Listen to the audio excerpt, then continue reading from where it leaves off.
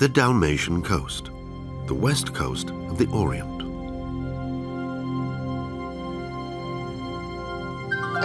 Visible from afar, the tower of Trogir Cathedral is both a hallmark and a signpost. Protected from the sea, yet open to attack from all sides, this islet lies between the mainland and the island of Chauvel. Barely 500 meters long and far narrower, it has been coveted by so many.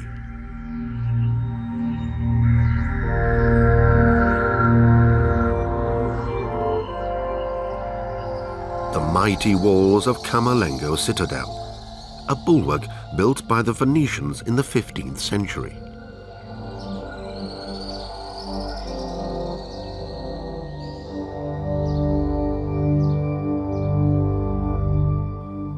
Bridges were built for present-day invaders, tourists. As a rule, they only stay for a few hours. Rocco, who guards the main gate of this Croatian port, knows that the tourists are not disputing his territory and puts on a friendly face.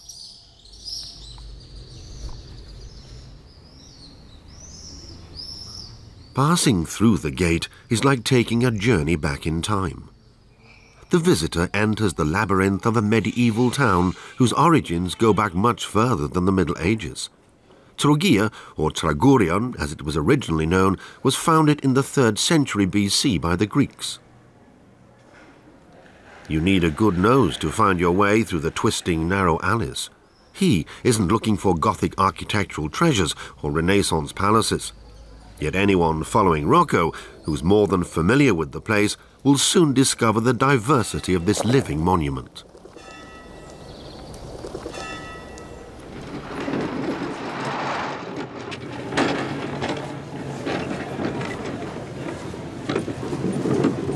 Throughout the more than 2,000-year history of their town, Trogir's inhabitants have always been able to preserve its urbane culture in the face of destruction.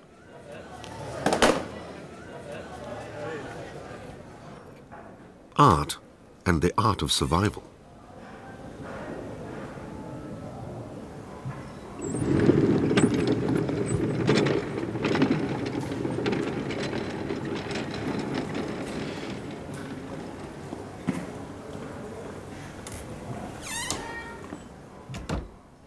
An early morning symphony of stillness in the historic old town, which today has barely more than 1,000 inhabitants. Under the thoughtful gaze of an angel, the square in front of the cathedral comes to life as cafe owners take it over for their daily business.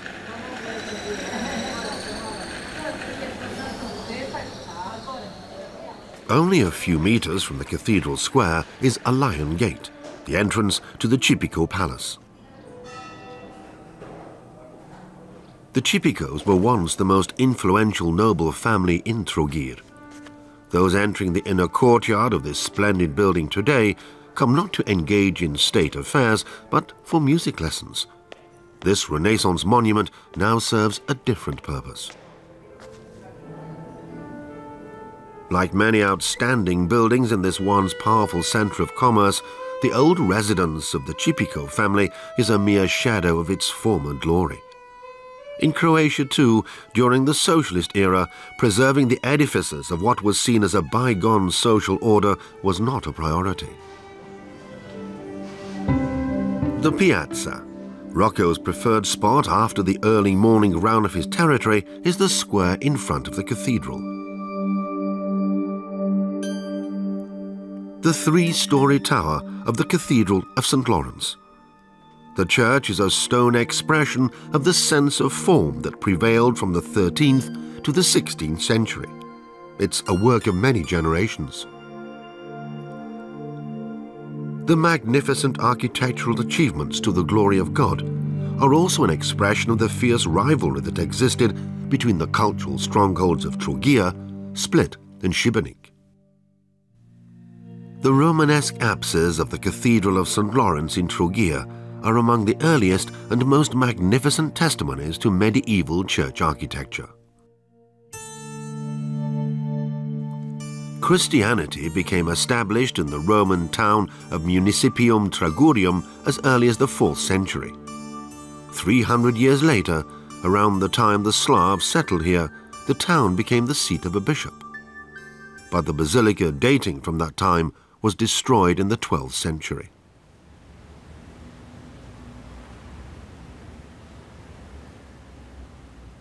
A place of composure. In earlier times, a place too where the people of Trogir assembled, and not only to worship. The Gothic ciborium, the altar baldachin, seems like a stone tent over the liturgical altar. Like a fortress, the massive nave offered the faithful refuge in a time in which transience was regarded as elementary, and death was omnipresent and sacred. Epidemics and wars also seemed natural to the people of Trogir, while peace was viewed as a temporary interlude between conflicts. The faithful walked down the nave over large ledger slabs.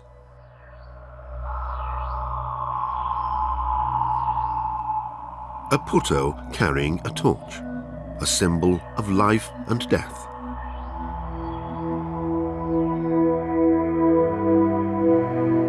This brightly lit vault is a burial chapel.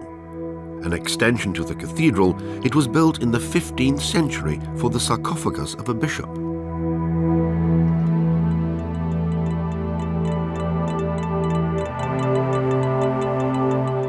The tomb of Bishop Ivan Orsini, who is revered as a saint in Trogir. Just like in an ancient temple, a coffered ceiling arches over it. Above the bishop, God the Father has his hand raised in blessing.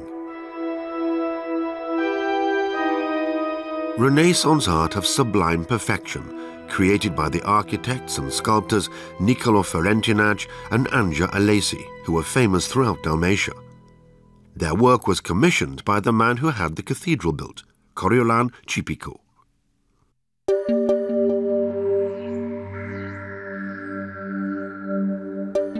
Churches were not only milestones in the development of art. Often they were also the motor behind technical progress in architecture, in the construction of tall buildings.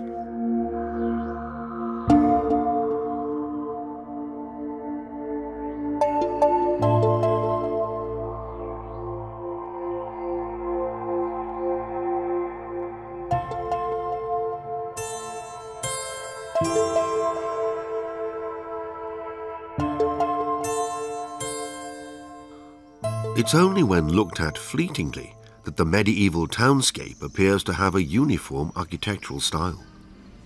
Trogir was ravaged by fire and destroyed by enemies several times.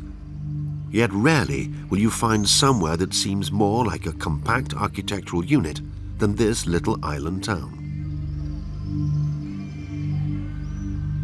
On the site of the ancient Roman municipium, buildings from the Romanesque and Gothic epochs have merged with Renaissance and Baroque architecture to form an urbane overall work of art. And the inquisitive visitor who sticks to the heels of our fleet-footed canine guide will discover how the labyrinth of alleys was created according to a well-thought-out plan. You will notice the beauty of the stones used to build the houses, which are also mentioned in Roman documents. To understand Trogir, you have to experience it on foot.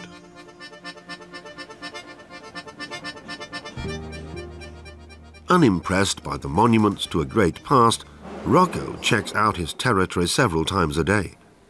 And his fine nose never fails to detect a single intruder, even in the most remote corner of his realm.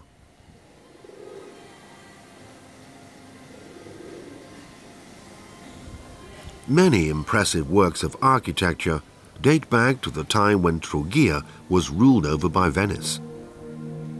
When the Venetian lion laid its mighty paw on Trogir in 1420, it was a traumatic experience for the town's Croatian inhabitants. Trogir had resisted the Venetian invasion longer than any other town on the Dalmatian coast. It was bombarded for days on end.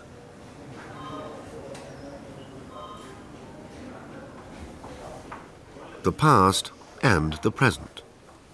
Today's ruins are not the result of damage caused by war, but of natural decay, because the money needed to preserve them is lacking.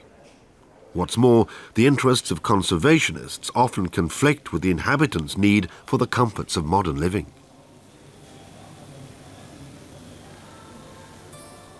Yet the preservation of an art monument like the Tower of Sveti Nikola is important to everyone in Trogir.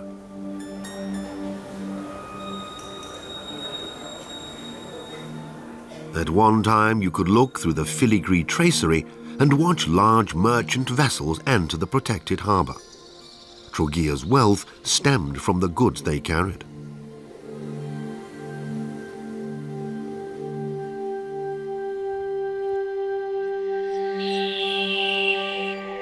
A look inside the palaces shows that the wealthy upper class cultivated humanistic ideals. It reveals their aesthetic and scientific interests, high culture in Trogir.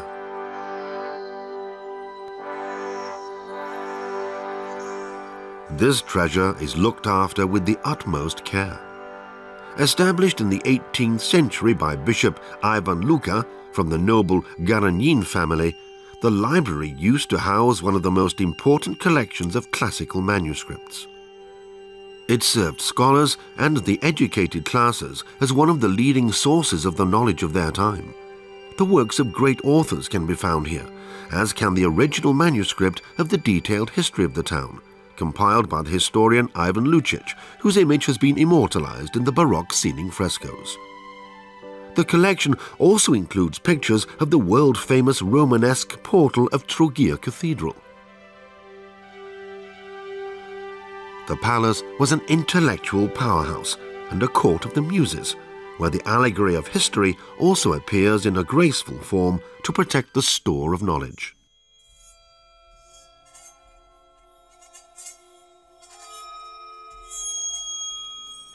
Scaffolding. The cathedral's tower is being renovated. Inclusion in UNESCO's World Heritage List also brings with it the commitment to preserve. Sadly, though, the most important monument to Romanesque sculptural skills in Croatia, the portal by Master Radovan, will be hidden from view for a long time. Deposits and corrosion from seepage have seriously damaged the portal arch. Centimetre by centimetre, female restorers from Italy are removing the encrustation, a task that will take months of hard work and infinite patience to complete.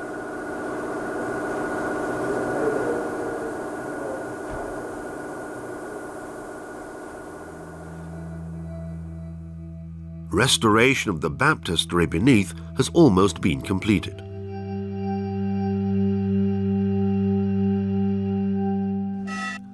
One could well imagine that the book the Apostle in St. Peter's Gable is holding mentions many more art treasures in need of saving.